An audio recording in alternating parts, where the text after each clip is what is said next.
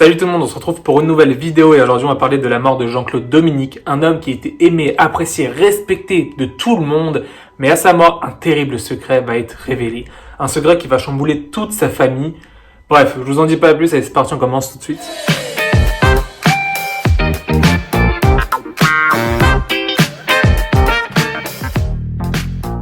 Jean-Claude est un immigré haïtien qui va venir aux États-Unis et devenir médecin dans l'hôpital du comté Kings à Long Island.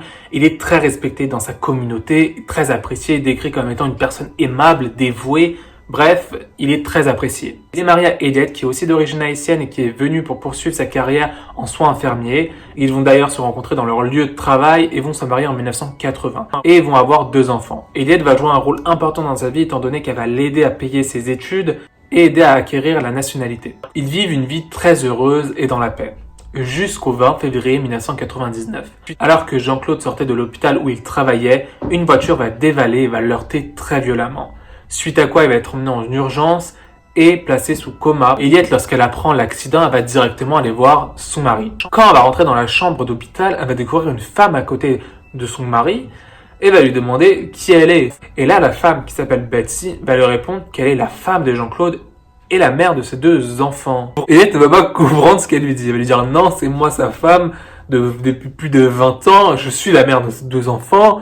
Arrête de mentir. Et là, Betsy va dire ah d'accord, j'ai compris qui vous êtes son ex-femme. Moi, je suis mariée avec Jean-Claude depuis 17 ans. Ah, pardon, j'ai mal entendu. Là, Eliette ne va rien comprendre. Et puis, les deux vont un peu s'embrouiller. Normal, j'ai envie de dire. Les médecins vont arriver, ils vont pas comprendre, ils vont dire arrêtez, mais qui vous êtes? Et les deux vont dire je suis sa femme. Parce que les médecins, ils vont pas comprendre. Normal, même elles comprennent pas. Donc, les médecins vont les faire sortir de la chambre. Et vont essayer de régler ça.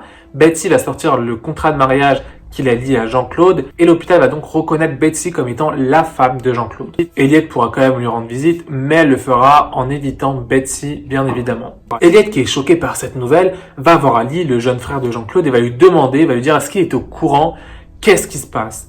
Faut savoir que Betsy est une amie d'enfance, c'est un peu un amour de jeunesse de Jean-Claude en Haïti, mais Ali va dire qu'il n'est pas au courant de cette double vie que Jean-Claude a. À voir donc que Betsy arrive aux États-Unis quelques années après Jean-Claude, et lorsqu'ils sont revus, ils ont repris contact, ils ont renoué cet amour qu'ils avaient l'un pour l'autre. C'est comme ça que Jean-Claude s'est marié avec Betsy 3 ans après s'être marié avec Eliette, va donc faire 2 enfants à Eliette et 2 enfants à Betsy. Sachant que Betsy du coup pensait qu'il avait divorcé d'Eliette et que c'était terminé. Fils de TFILSDE-PUTE.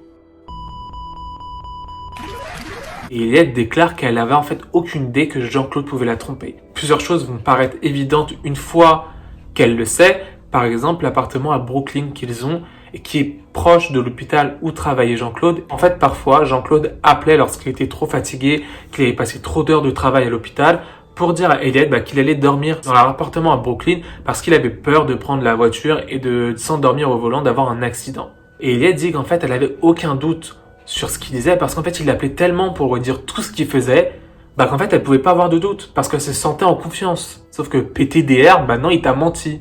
Et elle déclare aussi que leur vie conjugale était très normale et qu'elle avait aucune manière de pouvoir douter qu'il voyait une autre femme et qu'il avait une autre vie. On voit clairement que Jean-Claude était un très grand manipulateur et qu'il avait une double vie. Du coup, pour les 2 femmes, ça doit être très frustrant de voir leur mari en plein milieu de cette histoire sans savoir le vrai du faux et surtout sans avoir de réponse parce que Jean-Claude, il est dans le coma. Elles peuvent pas lui demander quelque chose, elles sont obligées d'attendre qu'il se réveille. Sauf que PTDR, il va mourir. Et elles sont pas au courant, donc ça va être pire. Bon, super, j'ai juste envie de pleurer. Bref, c'est la merde. À côté de ça, l'enquête des policiers sur cet accident de Jean-Claude va mener grâce à un témoin, à retrouver la voiture qui l'a heurté, qui est une Cadillac, pas très loin de l'accident. Et en fait, cette Cadillac a été volée 2 jours avant l'accident. Donc c'est très bizarre, mais aucune trace ADN, aucun indice ne va être retrouvé dans la voiture pour essayer d'identifier la personne qui était dans cette voiture et qui a causé l'accident ou un meurtre parce que on ne sait pas. Sauf que malheureusement, après être resté plus de 39 jours dans le coma, Jean-Claude va mourir à l'âge de 50 ans. Et lors de son décès, Betsy, qui est reconnue comme étant la plus proche de Jean-Claude, va hériter de tout son héritage. Elle va donc contrôler les biens financiers de Jean-Claude. Des biens financiers qui vont s'élever à 70 000 $ en fonds communs de placement, plusieurs assurances vie dont l'une d'entre elles a plus d'1 million de $, l'appartement de Brooklyn ou encore un magasin de cosmétiques à Brooklyn qui faisait office de transfert d'argent de Betsy et d'Ali, le frère de Jean-Claude. Puis bien évidemment d'autres argents. Elliot, qui arrive à peine à digérer cette information, Vous n'avez plus rien.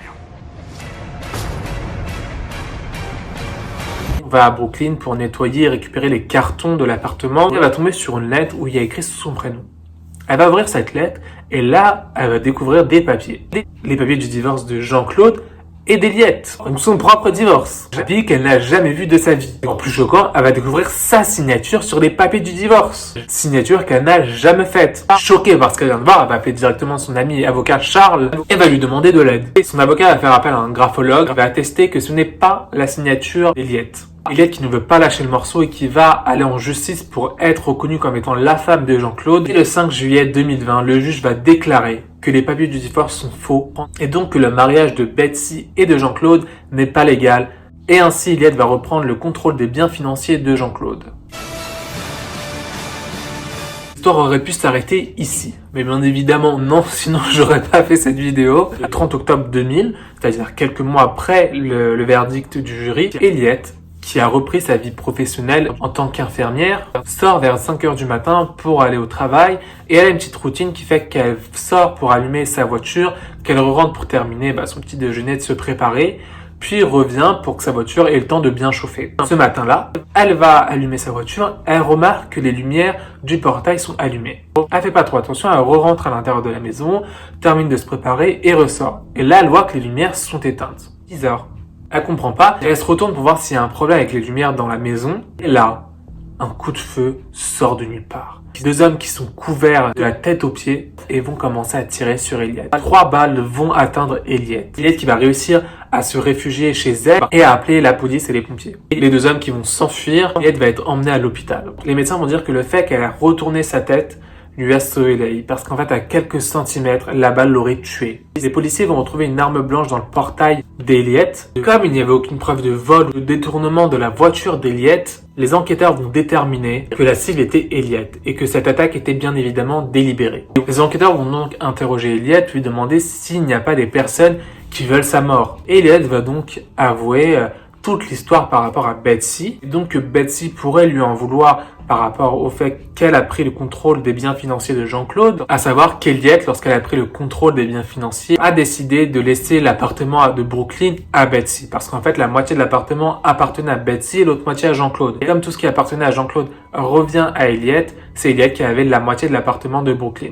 Elle a donc décidé d'offrir la moitié à Betsy, elle dit que c'était la bonne chose à faire, mais sur le reste, elle n'a rien laissé à Betsy. Mais ce n'est pas tout, parce que Ali, le frère de Jean-Claude, aussi peut vouloir la tuer. Pourquoi? Eh bien, à cause des funérailles. Parce que Ali, lorsqu'il parlait des funérailles de son frère Jean-Claude, il voulait des funérailles de malade. Il voulait des limousines, il voulait ramener toute sa famille. Bref, il voulait vraiment des funérailles de stars. Sauf qu'Eliette hésitait à cause du coût très important que les funérailles allaient avoir. Et que certes, Jean-Claude avait laissé beaucoup d'argent à Eliette, mais elle pensait à ses enfants et à leur avenir plutôt qu'à dépenser sur des funérailles que Jean-Claude n'aurait pas forcément voulu. Indigné, Ali et toute sa famille vont exclure Eliette et ses enfants des funérailles. Une source a même dit qu'Ali a dit que Betsy était la vraie femme de Jean-Claude. Bref, ils sont beaucoup embrouillés et en plus de ça, le magasin de Jean-Claude qu'Ali utilisait, en fait, elle a décidé de le vendre. Donc, il y avait de grosses tensions entre Ali et Eliette. La police qui va faire des rondes pour essayer de voir si quelqu'un n'a pas vu des choses ou alors essayer de trouver les personnes qui ont abattu Eliette. Ils vont tomber sur un homme. Un homme qui correspond un peu à la description et qui surtout, en fait, il est très peu habillé. Comme s'il avait enlevé son manteau, tous ses vêtements. Alors qu'il faisait froid. On est le 30 octobre, je vous rappelle. La police qui le trouve suspect va donc décider de l'interroger et Alexander va tout avouer très rapidement. Il va avouer être engagé par un certain Mike qu'il ne connaît pas. Puis après quelques minutes, il va avouer qu'en fait ce n'est pas Mike, c'est Marvin, un homme qu'il connaît très bien. Et qu'ils ont été embauchés par un certain Joe pour tuer Eliette. La police va donc arrêter Joe et l'interroger. Il va avouer aussi et son histoire va concorder très bien à celle d'Alexander. Sauf que Joe va amener un nouvel angle dans cette histoire, le motif de cette fusillade. Il faut savoir que Joe et Ali, le frère de Jean-Claude, sont des amis d'enfance, sont des amis très proches. Il va avouer que Ali était obsédé par la boutique et qu'Eliette était très irrespectueuse envers lui et sa famille. Et il a avoué qu'il ne laisserait jamais la boutique dans les mains d'Eliette. On peut pas accepter. Hein? On peut pas accepter ça. Hein? Et ça, grande humiliation. La police qui découvre que Ali est en fait derrière cette fusillade va donc décider de l'arrêter. Au début, Ali va être très surpris, puis il va avouer, il va dire qu'en fait il a tué Elliot parce qu'il se sentait menacé. Il soupçonne même Elliot d'avoir tué son frère Jean-Claude. Il va aussi dire qu'il lui en voulait beaucoup par rapport à l'argent qu'il n'a pas décidé de donner aux funérailles, que Betsy méritait mieux et qu'en fait il pensait qu'il allait récupérer l'argent lorsqu'il aurait tué Elliot. Que Joe va rajouter et qui va dire que Ali voulait tuer Elliot d'abord pour qu'on pense que c'est Betsy qui a tué Elliot. Et il a même évoqué le fait de tuer les enfants pour avoir tout l'argent de Jean-Claude. Pour vous dire à quel point Ali est vraiment... Vous voyez ce que je fais en ce moment? J'applaudis à l'envers. Je déplaudis. Ça, c'est quand quelqu'un fait quelque chose d'inacceptable. Évidemment, Ali va tout réfuter plus tard et va dire que la police l'a piégé. Alexander sera inculpé et reconnu coupable de tentative d'homicide au 2e degré et condamné à 12 ans de prison. Marvin, celui qui a tiré, est aussi reconnu inculpé pour 19 ans de prison. Joe, lui, a pris 1 an pour tentative de facilitation criminelle au 2e degré. Et Ali, reconnu inculpé coupable de tir de meurtre au 2e degré de complot en vue de commettre un meurtre au 2e degré, a pris plus de 25 ans de prison. On voit cette affaire vraiment comment l'argent peut rendre fou les gens, donner l'envie de meurtre, mais surtout, dans cette histoire, ce que je trouve dingue, c'est que les femmes, Betsy et Elliot, sont retrouvées l'une contre l'autre, alors qu'elles sont toutes les deux mères de 2 enfants. Toutes les deux ont été pris pour des pigeonnes par Jean-Claude. Pour autant, à aucun moment ils se sont dit on va avancer ensemble et on va faire les choses ensemble parce que ce mec c'est un gros connard, désolé de le dire mais c'est vrai. Non, et en fait même sa famille, même tout l'entourage de Jean-Claude, tellement c'est un manipulateur, les gens ne sont jamais dit, n'ont jamais mis en cause l'attitude de Jean-Claude. Enfin du moins de tous les interviews, de tous les documents que j'ai vus, très peu disent ouais Jean-Claude en fait le mec c'est un gros bâtard quand même. Et leur trash quoi. Parce qu'il avait vraiment zéro respect pour les 2 femmes. Parce qu'il sait qu'il les a manipulées et qu'il les manipule toujours dans son vivant en tout cas. C'est en fait qu'il peut le faire, le refaire, le refaire. Et en fait, il les manipule non-stop. Et le pire, c'est qu'en fait, il continue à les manipuler et qu'il est à l'aise dedans. Normalement, t'as un sentiment de culpabilité. Là, le mec, pendant 17 ans, il arrive à faire croire à ces 2 femmes, à ces 2 familles, qu'il est le père unique de cette famille. Qu'il n'a pas de double vie. Alors que c'est le cas. Vraiment, je trouve ça dingue. Et putain, un ménortrage de ouf, quoi. Et d'ailleurs, on ne sait pas qui a tué Jean-Claude. L'enquête sur la mort de Jean-Claude est toujours ouverte. Beaucoup pensent que ça peut être le frère Ali et qu'il l'aurait tué pour récupérer l'argent avec Betsy, parce qu'il aurait eu de l'argent, il aurait eu sa boutique avec Betsy. Sauf que comme ça s'est mal passé et que Elliot a réussi à récupérer les biens financiers, et qu'il n'a pas réussi à avoir avec Elliot ce qu'il voulait avoir, il a essayé de la tuer. Si Betsy avait gardé le contrôle des biens financiers, Ali aurait pu garder la boutique. Est-ce que ce serait pas Ali qui a tué son frère? Honnêtement, moi j'ai des doutes parce que déjà, rien que l'accident, ça se voit que c'est pas un accident, une voiture qui a été volée 2 jours avant te heurte violemment, te tue. C'est vraiment une coïncidence très improbable, je trouve. Après, ça peut être aussi une des 2 femmes qui a appris l'existence de l'autre. Betsy qui apprend qu'en fait il est toujours marié avec Elliot et Elliot qui apprend qu'il a une double vie avec Betsy. Donc ça reste quand même pas très clair et on sait pas qui a tué Jean-Claude. En tout cas, la morale de l'histoire, c'est clairement ne faites confiance à personne parce que là, on parle quand même d'un mec qui est resté marié 20 ans avec une femme et 17 ans avec une autre femme qui a réussi à les manipuler de ouf. Vraiment, ayez confiance en personne. Je sais pas si vous vous rendez compte. Là, vous dites ouais, mon mec, ma meuf, je le connais, j'ai confiance en lui. Non, tu peux pas avoir confiance. Tu peux pas. Franchement, quand tu vois des histoires comme ça, tu dis non, il n'y a pas confiance. J'ai grave l'impression que je vais passer un message à quelqu'un, mais c'est archi pas le cas. C'est un message universel que je vais faire passer. Vraiment, faites gaffe. Voilà. Moi, je vous aurais prévenu. C'est vraiment pas un message caché. En tout cas, j'espère que l'histoire vous a plu. Vous avez appris quelque chose avec cette histoire, que vous ferez attention à vos prochaines ou à vos actuelles relations. Et n'hésitez pas à commenter, à liker, à follow. Et on se dit à très bientôt pour une prochaine vidéo. Allez, bye!